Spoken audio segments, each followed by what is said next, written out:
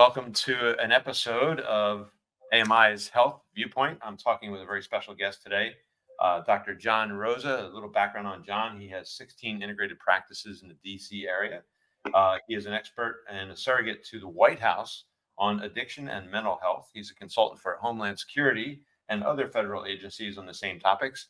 He is also chair emeritus of Northeast College of Health Sciences, formerly known as New York Chiropractic College. And he's also currently board chair of the Maryland University of Integrated Health. Did I get all that right, John? Yeah, that's a mouthful, and then I'm sure there's more, but we'll keep it there. Well, he's a friend of mine. That's one of them. So I'm Dr. Mike Carberry. I'm my wife and I are the founders of AMI, and I am the president. She is the CEO. That means I get to talk to John, and she's off doing work. So anyway, I'd rather be talking to her, by the way. Just like yeah, let me. that's okay. I understand. She's better looking.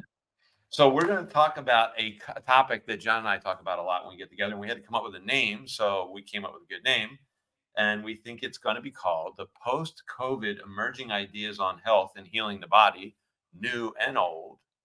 How does the body actually heal itself? Because, correct me if you agree with this statement, John. A lot of people, mainly in patients and in healthcare, are starting to second guess what the role of healthcare is in this country, because a lot of people feel like we've been lied to through this whole COVID thing, and they're starting to question the words coming from authorities in healthcare. Would you agree with that statement? Oh, not even 100%. I'd ratchet it up to 1,000%.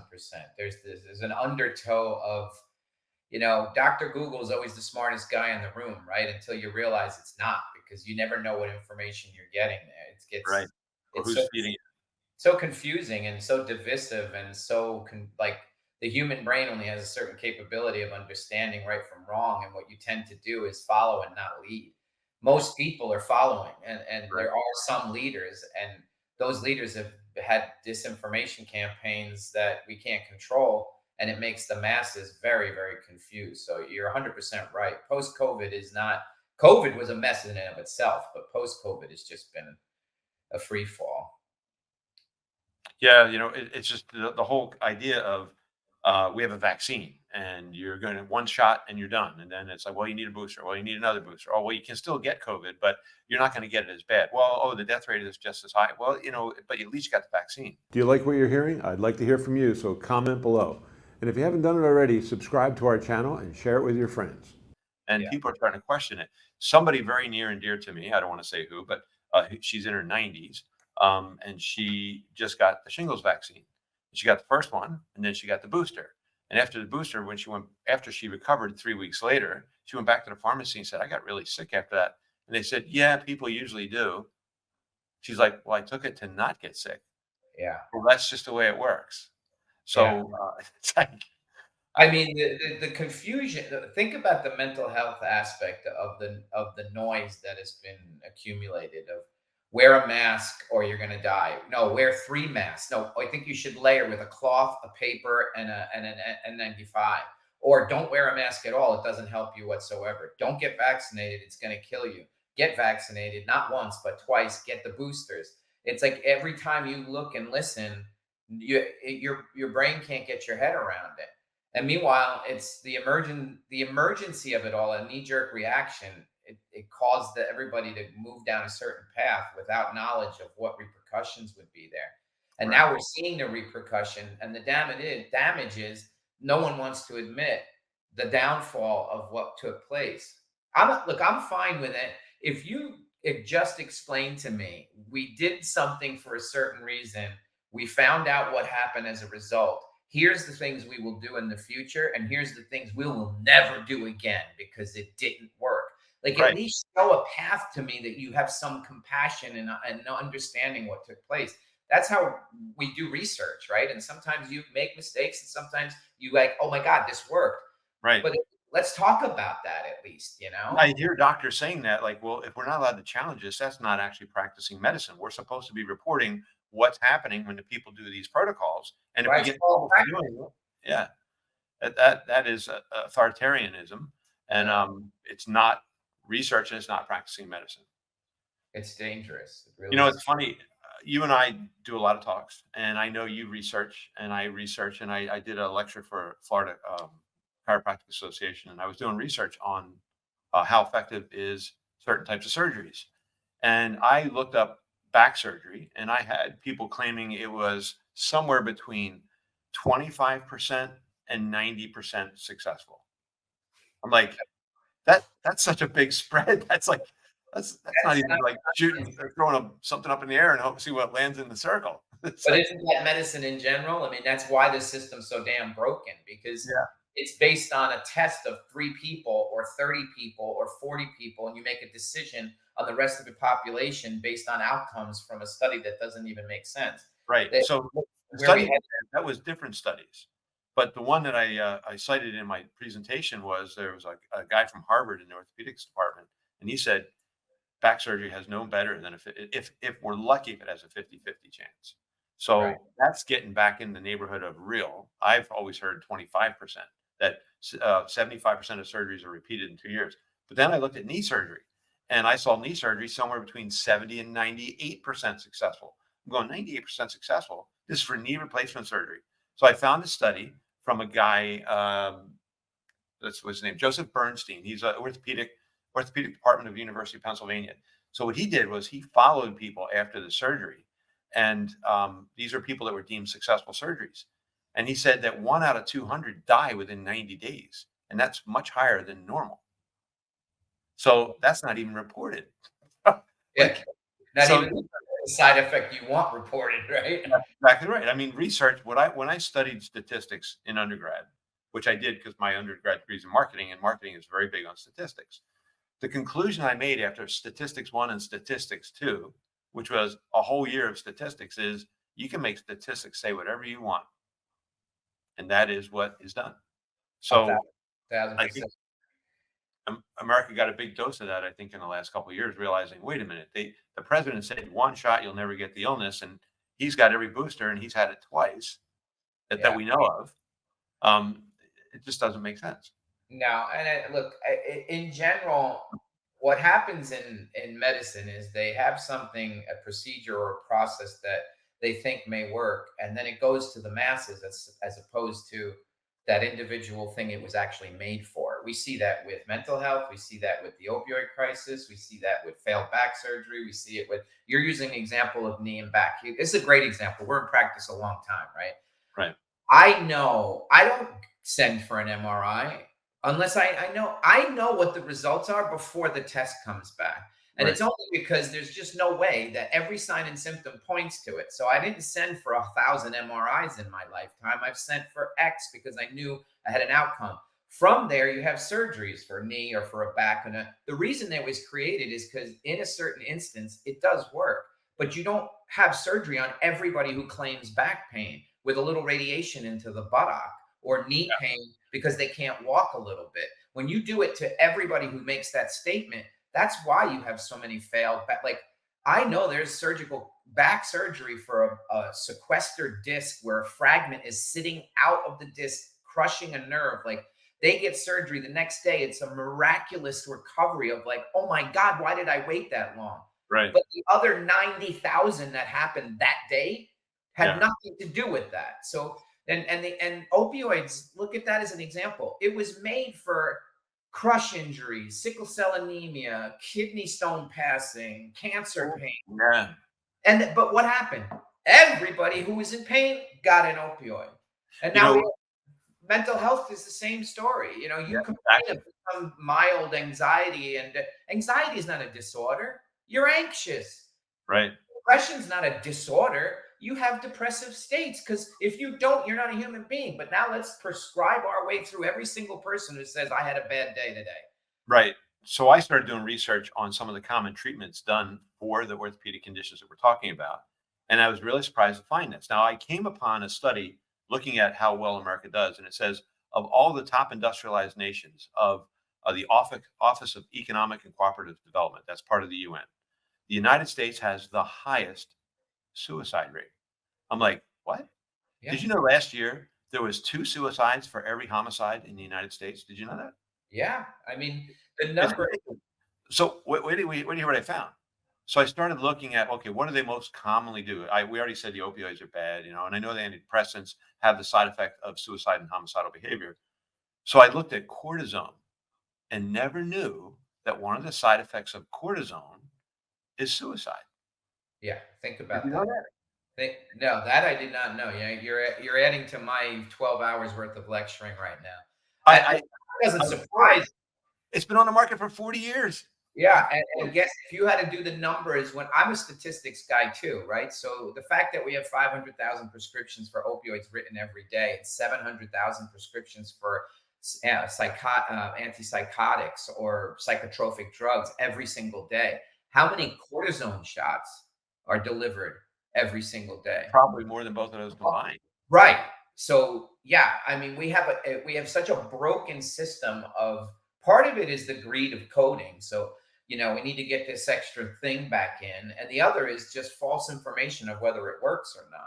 Well, at first I was floored going, how could an orthopedic thing cause that? But then I realized, oh, well, that's actually the endocrine system, which is what controls your endorphins and your dopamine and your serotonin. And oh my Right. God, they've been screwing with that, creating a market. So then I did more research on the suicide thing because I'm like, this is like bizarre. Do you know the age group that has the highest jump in suicide rate?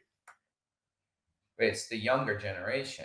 12 to 17, Yeah, because that's who they were marketing for depression. Unbelievable. it is. Unbelievable. It's so sad, and it always is the wave that you see at the end that's washing bodies ashore when you start to pay attention. You Well, drop stuff in the ocean like crazy. we hear about all these homicides and how bad it is, but double the rate of suicide. I was floored when I saw that. Something is majorly wrong in the hen house. Something's made the fox and all his friends are in there having a Yeah. party. It's There's 9,000 attempts to suicide every day.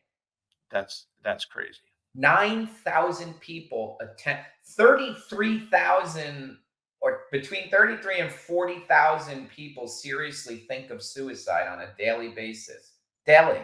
9,000 actually plan an attempt to do so. You And wonder. Go ahead. 3,300 actually attempt it. A day, every single day. Now, the death rate's anywhere between 120 and 150 people a day from suicide, but there's 3,300 attempts. Most of them you end up in the hospital and you come back from, or whatever course of attempt looks like. But Right. I mean, you want to talk about the epidemic of epidemics. I mean, overlap pain. Look, by the way, the brain center of pain, anxiety, depression, physical pain, mental pain. It sits exactly in the same center part of the brain. Yep. And deciphering what those signals are and why you have them really doesn't make sense until your prefrontal cortex and that amygdala area of your brain connect.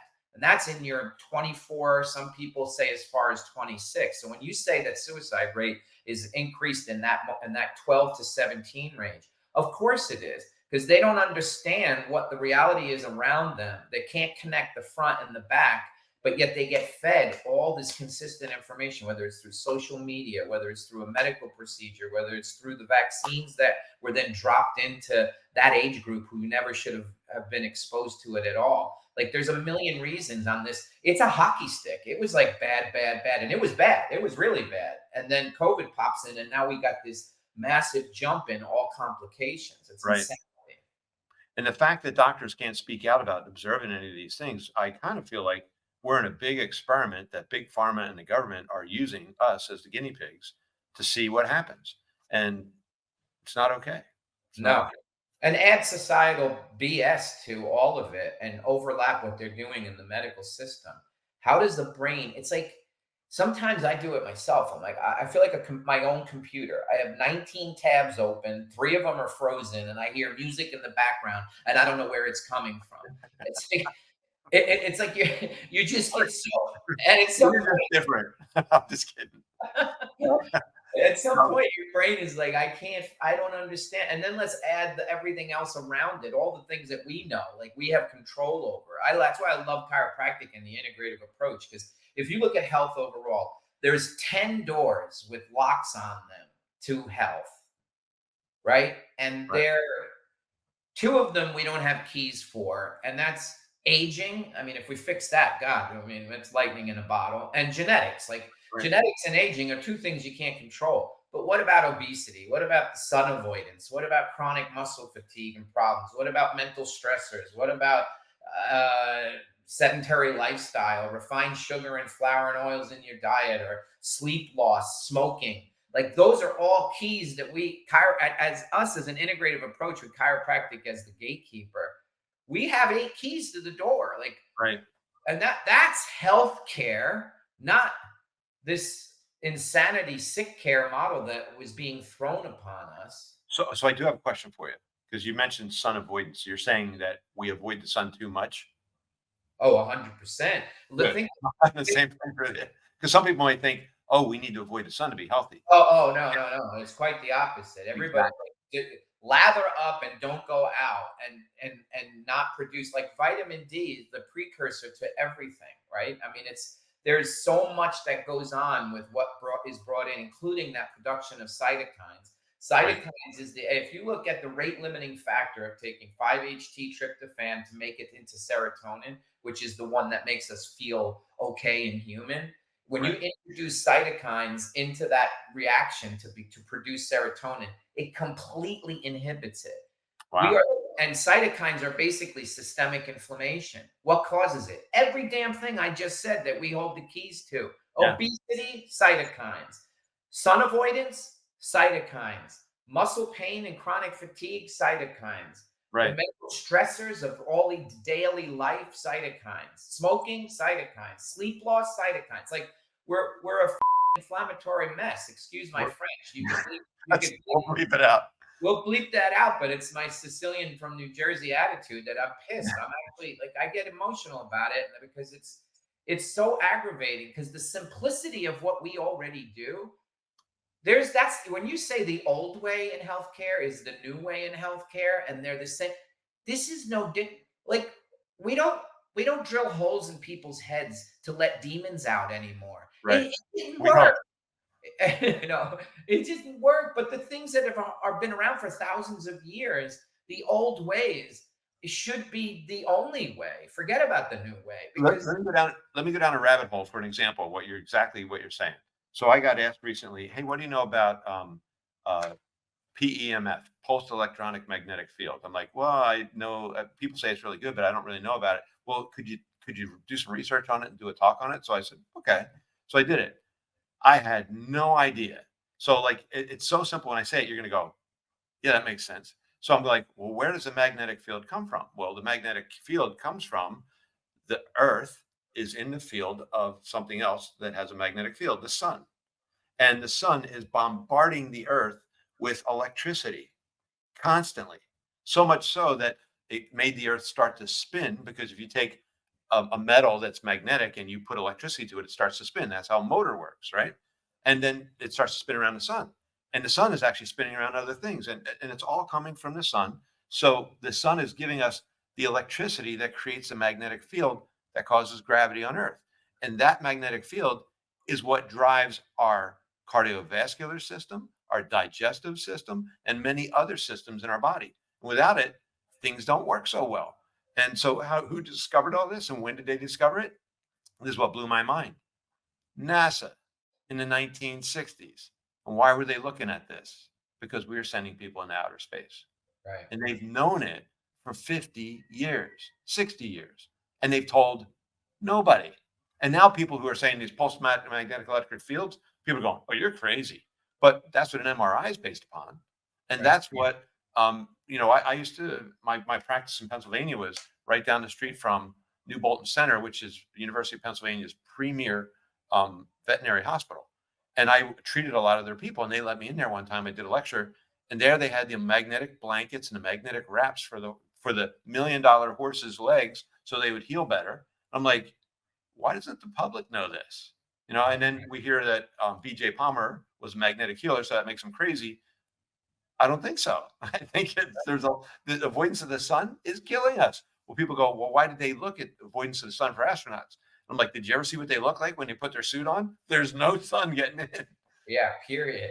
And these guys had health problems because of it. So they had to actually do things to make up for that changed magnetic field and the lack of sunlight. And Right. we don't do that here on Earth. We tell people slather up, don't go outside, cover up. And I'm not saying go out and get burned, but when you and I were kids, there was no sunscreen. No, it didn't exist. Well, look, the issue is the burn. It's not the exposure. Right. And So it is also your nutrition in your body before you get exposed to that sun, because the cultures with the highest exposure to sunlight usually had the lowest cancer rates. Just like the cultures with the highest fat intake had the lowest heart disease. That's the Eskimos, right? exactly. So so we're getting away from common sense to sell products, and we're using the American public as guinea pigs to do that. And that's not okay. No, There's basics. the Let's go old over, the let's go old over the old way, the basics. Go ahead. gotta you gotta go back. I'm just putting an exclamation point. The old way is and should be the new way. Yeah. But look, we've preached that since our inception of what our profession was. It was to go down the path of treating and advising and not prescribing. Yeah. Like it almost I don't see a way out. Like, look, not to bash medicine and surgery. Like, there's life extension based on the fact that there's things available. Like, I don't you can't disagree with it. It's Right. just the overuse of all the BS that takes place and commercializing things in a way where you have to have sunscreen on every day versus getting some sort of sun exposure. I mean, does that make any sense? I can't. Like, if you look at the blue zones across the world, some of them they're out exposed to the sun all day, every day, and they're living to 100 something years old without any signs of skin cancer. Exactly. I actually had malignant melanoma diagnosed on my back this year, first time ever, and I had it taken off, and I've been getting checked every 3 months. And they said, "Do you use sunscreen?" I'm like, "Well, yeah, I do," but they didn't have it when I was a kid. But then I said, "But I heard that the sunscreen can cause cancer." And the dermatologist, who I won't mention who it was, kind of looked both ways and said, "All right, here's a hint: don't use the spray-on kind because that's a chemical cocktail. You want to use the creams, and they want to be based on minerals." I was like, thank you. Finally, somebody is Oh, agreeing with me that this crap we're putting all over our kids is killing them. So exactly. I, it's just common sense. We had some topics. Is that left? Okay. We had some topics that we talked about and I had 5 aspects of health, and you had 10. Not to be outdone, but the ones that I had, you agreed with, and that were in your list. But you had some other ones on that list, so I'll just give the 5, and then we'll talk about your other ones. Proper sleep, proper diet, proper exercise. These are the things. If you have all this correct, you'll be healthy. Positive mindset, no neurological interference. That was my 5. So no interference with the nervous system, and that is based upon weight bearing and the spine, and your weight bearing joints are giving information to your brain to keep you Absolutely. safe. So then we have proper sleep. You don't get enough rest. If you don't eat right, if you don't exercise right, and if you don't have a positive mindset. But then you had in there a couple in there about the sun, which we just talked about, Yeah. emotional pain, which I think is tied to that endocrine system and how you deal with things, and being social. I just read this recently that if you live by yourself, actually who you are and how you are doesn't really matter. So what you should really be concerned with is other people, because when other people are present, it changes how you interact. Like, for example, if I'm living in the middle of Siberia by myself and then somebody else moves into the neighborhood, I'm going to be like, "Oh, I guess I can't walk around in my underwear anymore. I guess I better start talking to them differently. I guess I better stop talking to myself."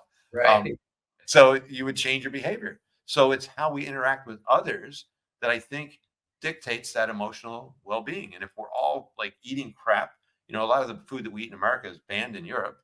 If we're all not getting sun, if we're all not doing exercise, we have these interferences on the nervous system. We're eating a ton of sugar. The amount of sugar we eat in one day is what they used to get in a year in the year 1200. So we've dramatically altered what we do to our body. No wonder we're depressed. No wonder we have emotional upsets. But the answer still is, and in spite of all that, I'm still blown away how well the body can still heal itself. Even though we're doing all this crap to our body, it can Yeah. still heal itself. Yeah, And you touched on something critical, which is the community piece. Like, the opposite of addiction is not sobriety, it's community. The opposite of mental health issues is not a psychotropic drug, it's community. right, And I'm not just saying this. This is like literally the truth, and it's been studied in many different aspects of why it has such a critical role in overall health. But if you look at over a point of history of of hundreds of thousands of years. We were tribal in nature for a reason. You had to be part of something. And in that community that you were with, everyone had a specific task that made them feel important. So they had their dopamine hit to get up in the morning and accomplish stuff. They had serotonin because they think their job in their tribe was successful to survival for the tribe. They had oxytocin, which was a stroke of the arm from somebody, a woman in the tribe strokes the hunter's arm and say, thank you for feeding our family. And oxytocin has them in a tent. And then 9 months later, the tribe still exists because you procreated. Like, all those neurochemistry is a beautiful balance and is actually designed perfectly. The Yeah. minute you take the tribal piece out and you disconnect, you're in a heightened state of sympathetic reaction all the time. You don't do the parasympathetic down dip, which is what creates normal brain chemistry. So you're 100% right. We went from tribal to family to post-war war 1 and 2. The world is great. America's beautiful. 5 children per household. Boom, boom, boom. 3, 2, 1. Not even 1. People aren't even there. The divorce rate's over 50%. No one believes in a higher, like, any kind of faith-based thing to keep a moral compass going. I don't care what it is you choose. But when you look at the breakdown of what that core is, families divorce, the stress, and all this stuff, and add social media to it. So you're always anxious. Like, imagine when you're driving down the road and you see that cop you just passed. It's like you look at your speedometer and you sweat. The guy comes out, and now you're not only sweating, this is what your heart's doing. And he comes right behind you, and now it's like this. And then he turns the lights on, and it's like, I'm done. You go over, you get to your glove box, you're looking for your license. He didn't even ask for it yet. You don't even know what you're doing. And then you open the window, and it's like, hey, Doc, your tail light's out. I see you next week. I have my appointment scheduled. And you're like, oh my God, that was a patient. And it's almost ecstasy. It's almost orgasmic in nature when you go from that, oh my God, I'm going to die, to, well, I'm actually okay. Yeah. Now, as humans, we're not supposed to have a cop car chasing us in the morning, in the afternoon, in the evening, and while we sleep. Like, Right. it's not how life was supposed to be. And when you have that, and there's no community, there's no sense of tribe, family, faith, community, then what happens? Your nervous system gets stuck in that sympathetic state, and it'll eventually crash, and you disassociate. Suicidal ideation, homicidal ideation. Yeah. Everybody that's listening to this, and anybody that ever hears this, could do something. I did an experiment that could help exactly what you're talking about. And we're getting towards the end here. So, but this is important because we're doctors, and the word doctor means teacher, and we want to teach people how to be healthy. Here's what I did. I got a bike, and right around the corner from my condo in Clearwater here is the Pinellas Bike Trail. It's 84 miles long. So I go, perfect, I can ride my bike. So I get up early in the morning, right at sunrise, and I jump on this bike trail, and there's people stumbling out, and they're walking, exercising, riding bikes. So what I did was, I thought, when you're in a car, you don't get to talk to people. But when you're on a bike trail, I say good morning to everybody I pass, everybody. Yeah. And when I first started doing it, nobody responded. People would look at me like this. Some people would be like, huh? And so I kept doing it. Now I ride down the bike trail. Hey, good morning. Good morning. People are waving to me. They're not even on the trail. Hey, how's it going? Yeah. It's one simple, stupid little thing that could make a profound change. It changes your biochemistry. Yep. It changes their biochemistry to a point that you would not even imagine. Your heart rate variability changes. Your neural pathways change. Your ability to produce serotonin and dopamine changes, just based on the interaction with others, because that's literally how we're supposed. That's how we were built. Right. Your expression of, like, if I was doing this podcast and I'm staring at you and I'm talking in this tone and I don't change it and I'm saying words that are off, you'd be scared. Like, this is not, something's wrong. It'll be over by now, actually. But when you have your inflection of tone and you face and you smile and you have an end, and you're talking about that, that's what we're supposed to absorb, that keeps us in a normal state of comfort. So yeah, driving down a path when you might be thinking of someone going to jump out of a bush and attack me today, because I saw that on social media or the news for the last 3 weeks. Instead, you're driving by saying, "Hey, good morning." You know what the mental state and attitude of that person who actually waves to you now? You completely took them from a sympathetic to a parasympathetic state. Exactly. But that's how simple it is. The old way is the new way. And the things are that do that, and we'll just wrap up on this. Switching from that, most people don't understand. Parasympathetic is how your nervous system should be. It's healing your body. Sympathetic is when you're in a crisis and it has to get out of that situation. The problem is if your body thinks it's in crisis all the time, you never heal. So things that do that, exercise, we know does that. You've shown me lots of studies from lots of prestigious medical journals saying a chiropractic adjustment is proven to do that.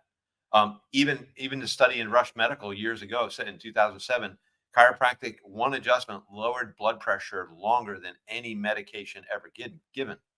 So, if we just start doing stuff like that, exercise, diet, eating the right things, saying hello to people, getting adjusted, then you're still going to need to have some things handled, but not as much. Right. There'd be a lot less crisis, a lot less suicide, a lot less Look, hate.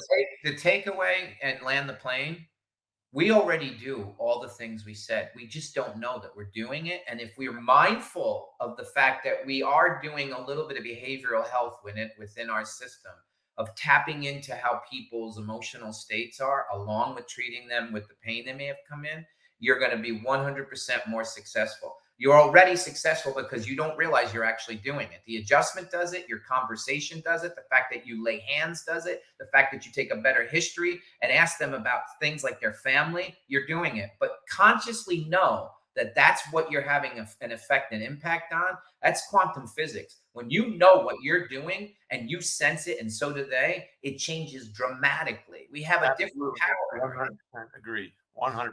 That's a message right out of Napoleon Hill's Think and Grow Rich. He said, if you do that in life, you'll be successful at everything you do. Exactly. And that is what we should be doing. We should be focusing more on good things and not so much on the bad things. And we're not putting poisons in our body, especially ones that weren't even tested. So anyway, we're getting a signal here that we're running over. We could do this for hours, man. I love being on with you, and great things that you do. You and your wife are just, I have mentors, and it's not about time, age, and experience, but I look up to you guys as I've had since that day I met you, and Likewise here. thank you for what you do, and all your listeners too. Thank them for what they do, and live and grow. And you guys are a great example of that. Thank you. You too. Let's continue to do these conversations and see if we can brighten up this world a little bit and help people get healthy. Absolutely. All right, buddy. Good seeing you again. Yep. Hey, are you okay? We're going to say goodbye. I'm going to ask you a question. Yeah. Okay.